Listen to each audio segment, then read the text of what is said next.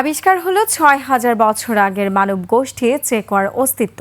সম্প্রতি কলম্বিয়ার প্রত্নতাত্ত্বিকরা কিছু দেহাবশেষের ডিএনএ পর্যালোচনা করে এই অস্তিত্ব আবিষ্কার করেন।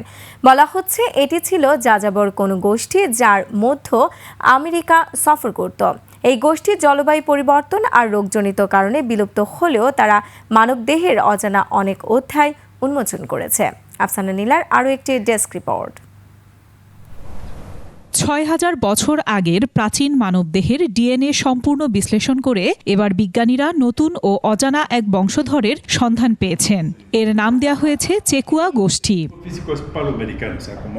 কলম্বিয়ার রাজধানী বোগোতার কাছেই পাওয়া গেছে প্রত্নতাত্ত্বিক এই নিদর্শন। এর আগে ১৯৯২ সালে এ অঞ্চলের কিছু মানুষের দেহাবশেষ পাওয়া যায়, তবে তখন চেকুয়া নামের এই মানবগোষ্ঠীর জীবন বিশ্লেষণ করা হয়নি। আবিষ্কারের মধ্যে ৩০ জন মানুষের দেহাবশেষ ও একজনের অক্ষত খুলি আর হাড়গোড় ছিল।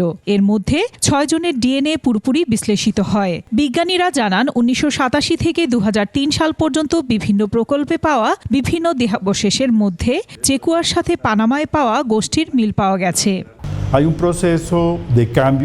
এর মধ্য দিয়ে ধারণা করা যায় যে ২০,০০০ বছর আগে বেরিং প্রণালী থেকে যারা দক্ষিণে ছড়িয়ে পড়েছিল তারা মধ্য আমেরিকা এবং কলম্বিয়াতে স্থানান্তরিত হয়েছিল। এখন তাদের কোনো পরিচিত বংশধর নেই।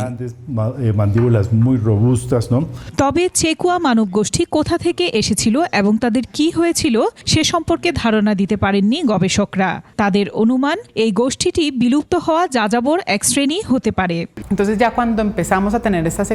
এটা মানুষের একটি নতুন ধারা। যখন আমরা আমেরিকার অন্যান্য অংশের মানবের দেহের সাথে তুলনা করতে থাকি, তখন আমরা দেখতে পাই মালভূমিতে প্রাপ্ত এই মানব গোষ্ঠী সম্পূর্ণ নতুন, যা আগে গবেষণায় আসেনি।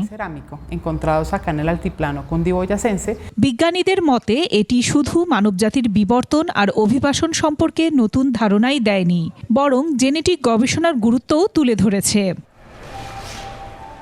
আফসানা নীলা, ডেস্ক রিপোর্ট, ২১ টেলিভিশন।